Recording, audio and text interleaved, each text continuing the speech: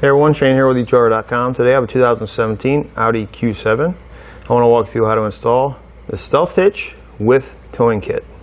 This is what our hitch is going to look like when it's installed. You can see we're kind of up in the air, but if it was down you wouldn't be able to see anything. Being able to remove the different receivers that come with this kit, really makes it hidden. So it's going to come with a rubber cap, so when we're not towing we can reinstall this cap, and it keeps any dirt and debris from getting inside of this block here and making it difficult to put any of our receiver items in. It is going to be lockable, so you have a lock. It's going to come with 2 keys. So here we have our mount. This is going to be only for bike racks and your cargo carriers. This is not designed for towing. All you're going to do is you're going to simply take it and you're going to push it up into place. It's basically going to stay there. Push the lock in, that's going to lock it in place. Nobody can come up and remove it. Once you unlock it, this knob right here, you're simply going to turn it and that's going to release it. And of course, your ball mount that comes with your kit, it's going to install the same way. Push it into place. Now it is recommended anytime you put a receiver in place to lock it so you don't have any accidental disconnects. But again, once you unlock it, twist, slide it out, reinstall your cover here, reinstall your cover for your lock, and nobody knows that you have a hitch on the back of your vehicle. This kit's also going to come with wiring with a 7-pole plug. But not only that, it's going to come with a 4-pole adapter. So if you have a trailer, or you pull a trailer often with a 4-pole, you simply plug it in and it gives you your 4-pole option there. This is going to give you all of your proper lighting functions. Brake signals, turn signals, running lights. Also, it's going to give you a brake output if you wanted to add a controller, and also a reverse light circuit. So now that we have it on the ground, you can see our hitch is completely hidden when we don't have our mounts in place. Our bike rack mount and cargo carrier mount is going to give us a 2-inch by 2-inch receiver tube opening. Hitch pin hole is going to be 5/8 inch in diameter. Hitch pin and clip does not come with it. You can find it here at etrailer. Ball mount. It's going to give us a 2-inch ball. Our hitch itself is going to have an 800-pound max tongue weight and an 8,000-pound gross towing capacity. Always recommend checking the owner's manual of the vehicle to make sure the vehicle can withstand that amount of weight. You're going to go with the lowest number between the vehicle and the hitch. Now I'm going to give you a few measurements of each one of our hitch mounted accessories, our ball mount and our receiver tube. So with our receiver tube, from the center of our hitch pin hole to the outermost part of our fascia, you're looking at about 2 inches. The number is important for any of your hitch mount accessories like your bike racks and your cargo carriers that fold up. I'm going to make sure they're not going to make contact. From the ground to the top innermost part of the receiver tube, you're looking at about 13 inches. Keep that number in mind for any of your hitch mount accessories that may require a little bit more ground clearance. I'll just go ahead and insert the ball, and we'll give you a height on that one as well.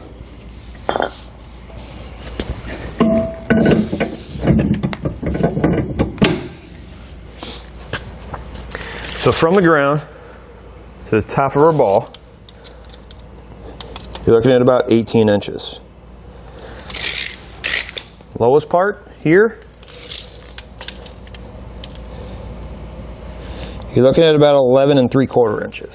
So just keep that in mind when you're towing some. If it drops the back of your car at all, this lower part here, hitting any dips, you want to make sure you're not going to hit the ground with it. As far as the installation on the hitch is pretty straightforward. Removing your fascia, it really isn't that difficult. I will say installing the wiring can be a little bit trying.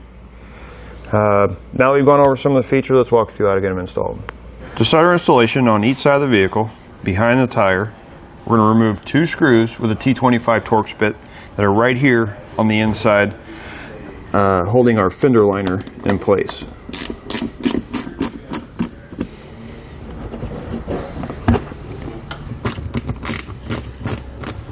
And we're going to pull our fender liner back. We're going to have one right here we need to remove.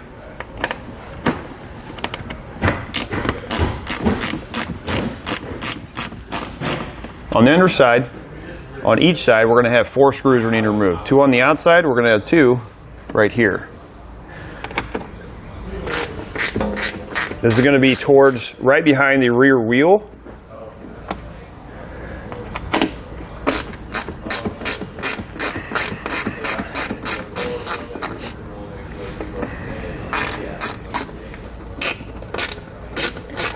And then on the lower part of our fascia,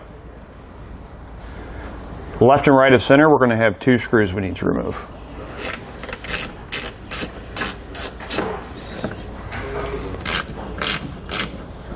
And we're going to take some tape if you want to.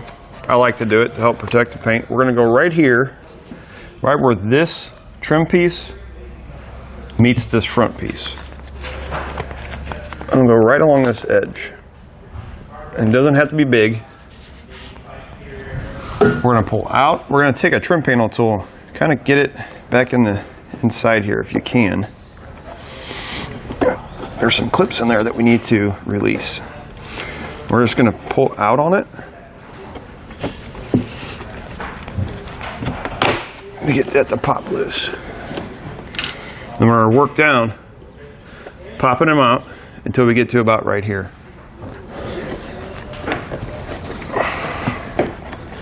So the bottom 2 are a little bit different. They're going to have these little wings on them. What you need to do is reach back, there's an opening. Take a small stubby screwdriver and you're going to push down on one and up on the other. And you're going to pop it out of that clip. So here is the bottom one. There's an opening right on the back side. You're going to take your screwdriver, push down,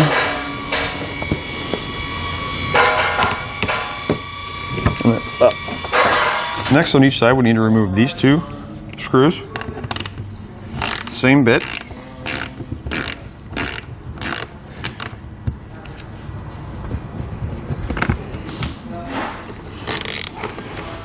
Because we're going to tape these 2 edges.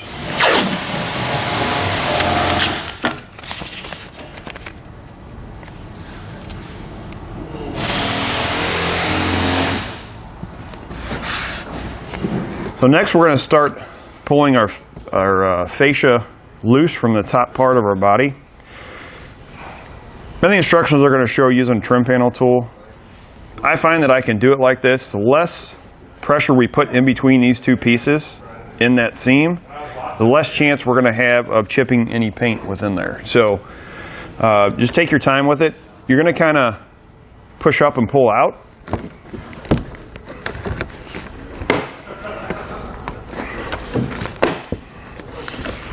Similar to that.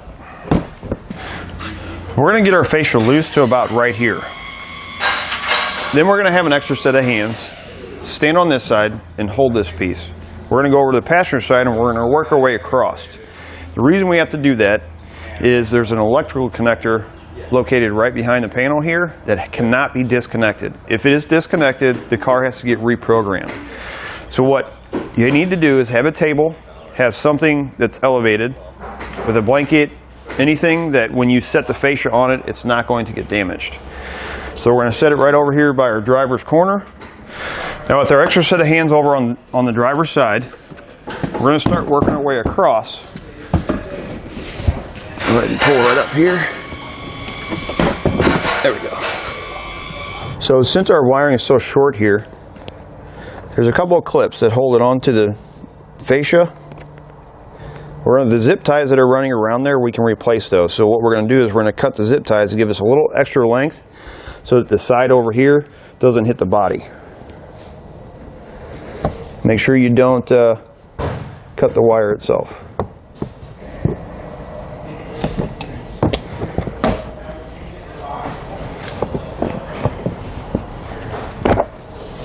There we go. Now to give us enough room to work where our bumper beam is, you can see where this panel, where my hand is, could make contact here if we move the card out. So what I'm going to do is I'm going to move it back and I'm going to tape this whole area right here so that if this makes contact with that, we don't have any paint problems. Next we'll take an 18mm socket. We're going to remove the 4 bolts holding our bumper beam on.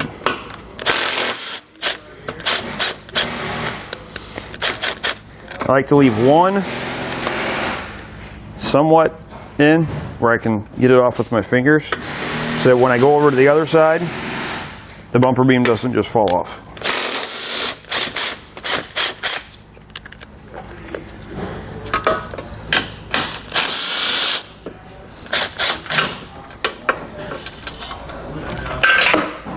go ahead and remove our last 2 screws, and we'll slide our bumper beam off. Now, if you got an extra set of hands, it might be a good idea to use them. If not, there's a couple pins right at the top. We're going to slide our hitch on. We're going to hold it in place. The bumper beam is pretty light. We're going to get it, put it back in place. Make sure you watch the wiring on the driver's side.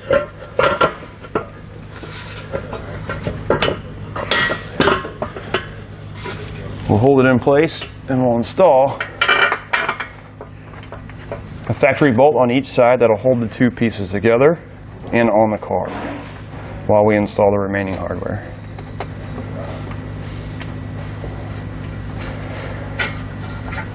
Once you have everything held in place, you can go ahead and reinstall all of your bolts that you previously removed from the bumper beam. And we're going to come back and we're going to tighten all of our hardware down.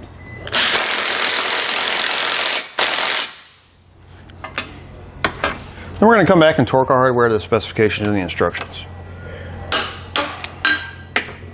Next, we need to mark to trim out our fascia. From this edge, we're going to measure down 2.5 inches, centered, and we're going to put a dot. Then from here, we're going to measure down 3 3/8 and put a dot. That's going to be our upper and lower mark. From those 2, we're going to go out 6 inches each side. And then again, 3 3/8, and we're going to make that box. Next, we're going to take a rotary tool with a cutting blade, and we're going to start trimming out.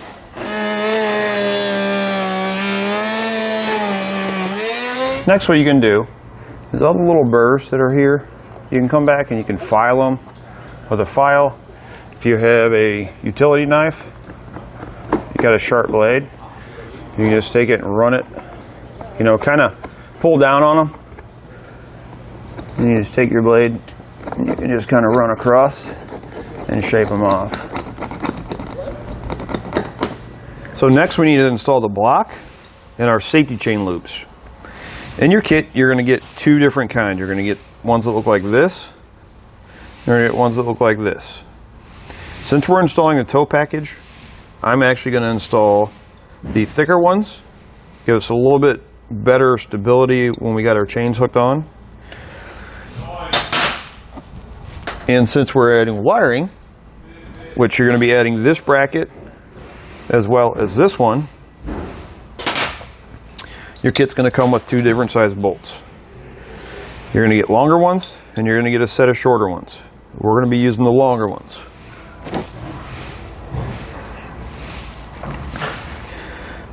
This is going to go on the passenger side. We're going to slide it on like this. And it's only going to line up with the holes one way, so these are going to be towards the front of the car. We're going to take this and spread it apart. This block is going to go right up in the center here, and the plate's going to be on the outside. We'll get one installed. All the way through. Then we'll take our other one and go through like that. On the other side, we're going to take this and slide it on. And you want to make sure that this part is sitting flat against here. So we're going to slide it on. You can see how it's catching. We're just going to kind of push up. And we want that to slide in so it's sitting flat. From here, we're going to add on this bracket. And it's going to sit just like that. It's going to come with 2 nylon lock nuts.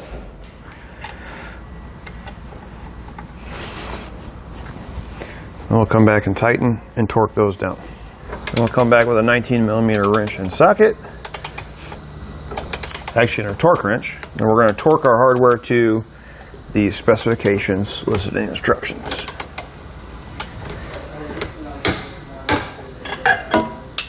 Now we're going to install our 7-pole bracket. It's going to come with the hardware. These are supposed to go through this plate, and then you're going to have a flat washer and star washer and nut on the other side. However, if we go this way, and you have to reach your hand up in here to unlock this flat washer, star washer,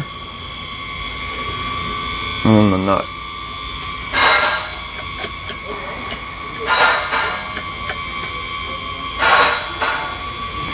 And we'll have another one for the back side. Then we'll come back and tighten those down. 5/16 wrench and a small or very short Phillips head screwdriver. So if you remember when we cut out the fascia and we marked it, that was just for the hitch. So from center, we did 12 inches.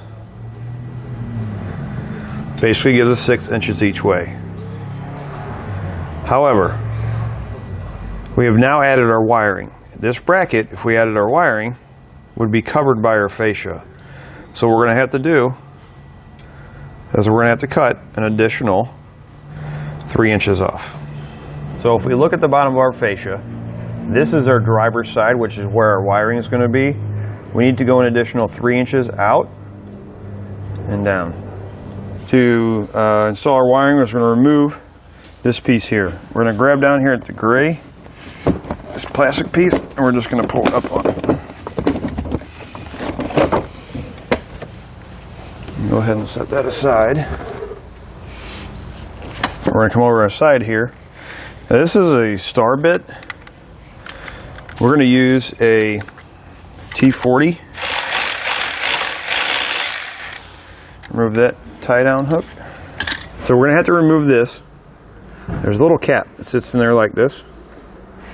It's got a little notch at the top. Get a little screwdriver in there and pop that out. And then on the inside, you're going to take a T25 Torx bit and you're going to have a little screw to remove. Once you remove that, you can pop this out. Next, we're going to pull this panel completely out. If you might have to remove your sun visor or your shade that slides across to get this out enough. Make sure you don't pull it out too hard because you do have some wires that are connected down here. Right down on this corner on the outside, where the wiring from the bumper cover, your fascia, goes into the body. Right below it, there's a rubber plug. You're going to pull this rubber plug out. If you take your hand, you reach down inside, take your finger, and go inside the hole, and you can touch your 2 fingers just to give you an idea of where you are on the inside, because you really can't see down in here. We're going to take this end, we're going to go down in the inside, and we're going to come out that hole. This is what is going to connect to our 7-pole plug.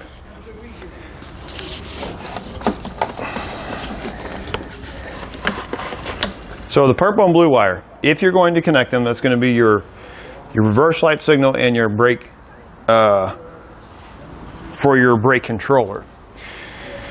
We are not going to be installing this. They're not going to be using a brake controller, and they're not going to be using the reverse light signal. So we're just going to take this and leave these undone. We'll just tuck them down here. I'm probably going to go ahead and tape off the ends of those, just in case. And we need to find out where we are going to mount the converter box.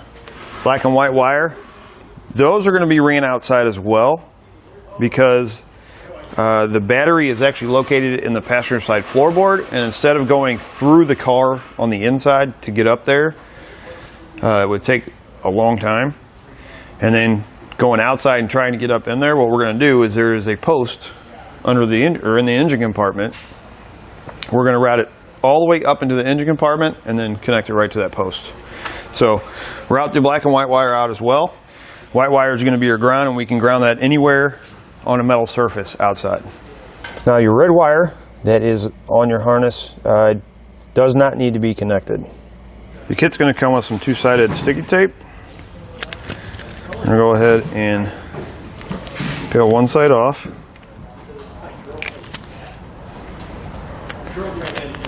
I'm going to stick it on our converter box.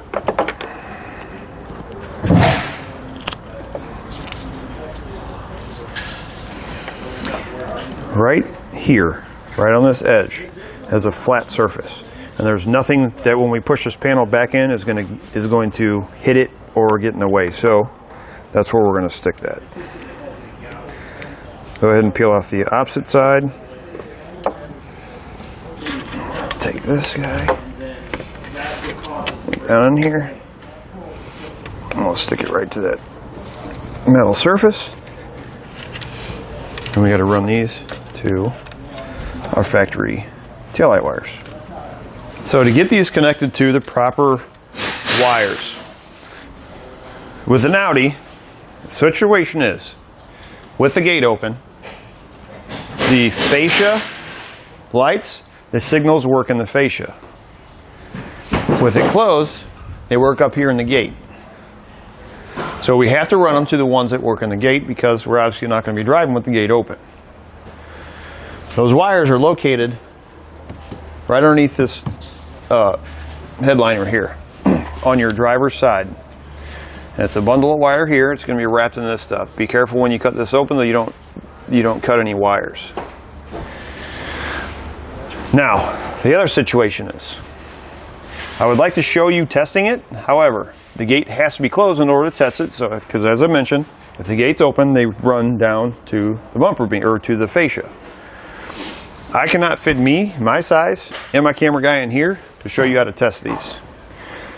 So I'm going to give you the colors of what the signals are. You're going to have one wire in there that's going to be gray with a black stripe. That's going to be your right turn signal. You can see I have it marked there. You're going to have one wire in there that's blue with a black stripe. That's going to be your brake light signal. You're going to have a wire in there that is white with a gray stripe. That's going to be your left turn.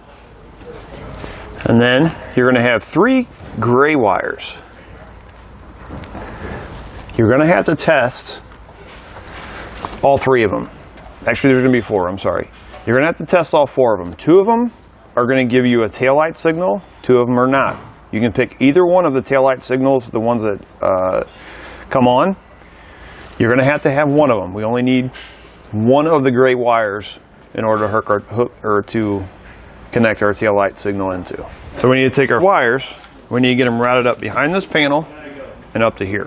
Kind of pop this out enough, if you can get it tucked in there, back behind it. But you're going to have to get them from here over to here. So let's see if we can't get these tucked back in here.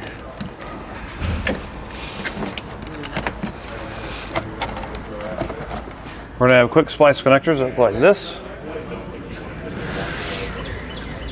We'll go ahead, attach our wire. So that's going to be our right turn signal, which is our green wire. Now that we have all of our wires connected, we can go ahead and cut off the ends. We'll get all this taped together so it's nice and tight. We can reinstall our panels and then move on with installing our 7-pole plug. For your 7-pole plug that comes in your kit, you're going to loosen this screw. You're going to take this one out. There's one on the back side. And then this is going to come right out the center. On the back side of it, each one is going to be marked with a color. We're going to loosen the screws for the colors that we are going to be installing. So you're going to loosen the screw. You're going to pull this plate out just a little. We're going to take our wire, slide it in like that, and tighten it back down. You're going to repeat that for all of the colors that you are installing. Go ahead and install your 7-pole. Once you have everything back together, it's going to come with the hardware. You can install it really any way you want. I did it with the lid facing out. After that, we'll come back and we'll do our ground wire. We're going to take our white wire. I think I'm just going to ground it right on this panel right here. There's nothing behind it. Going to need a ring terminal. Doesn't come in the kit. Add our wire. Crimp it. And then we're going to need a self-tapping screw to get it installed.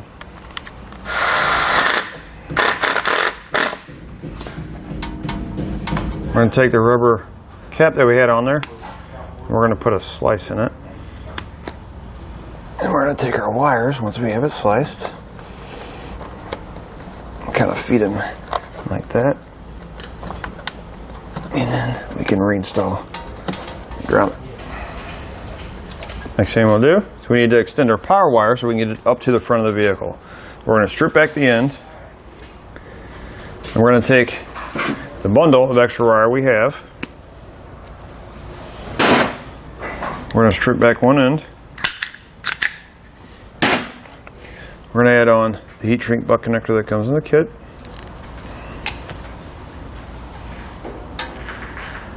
Add it to the other end of our black wire coming out of the vehicle.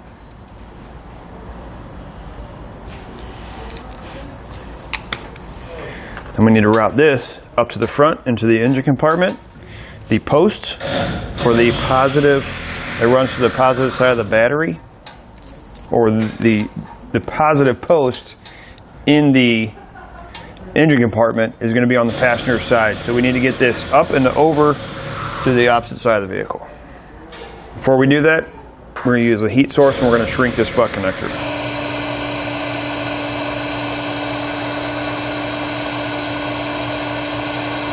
So what I found when I was originally going to run it all the way up to the engine compartment, the route that I was going to take, I really had no way to get my power wire up to the engine compartment without being close to the exhaust.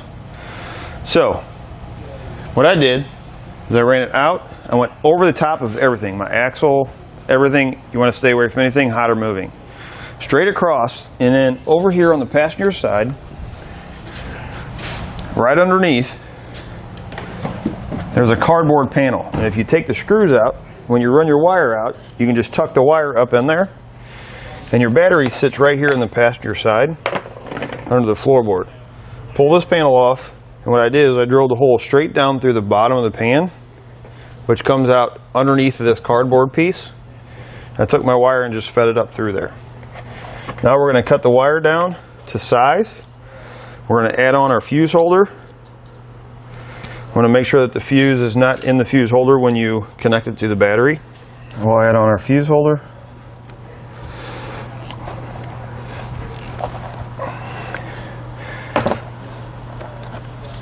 And we're going to connect to the positive side of our battery.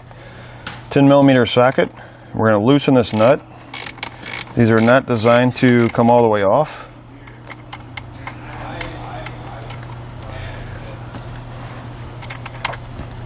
So what we're going to do is you can either cut this off and add the split connector on there, or you can just do this.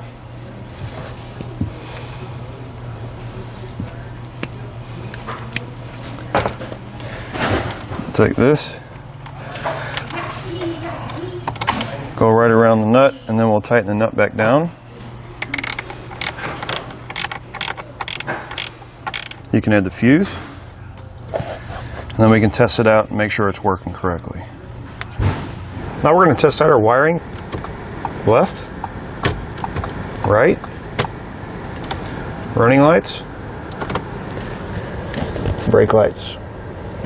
After you've tested everything out, you're just going to reinstall the fascia in reverse order from the way you took it off. So if you remember right, the instructions told us to go 2.5 inches up from the back before we made our first mark. The 2.5 inches actually puts this piece right here. So what I suggest is right along this back piece. So where we measured from up 2.5 inches, take that 2.5 inches off and come up next to this panel right here where your sensor runs through. Do to the back side of it, and then go down 3 3/8 and then over. And then add on for your wiring if you're putting on wiring. Once you've tested everything out, reinstalled your fascia, done any extra trimming that you need to do, you're ready to go. So I'm going to do it for a look at and installation on the Stealth Hitch with towing kit on a 2017 Audi Q7.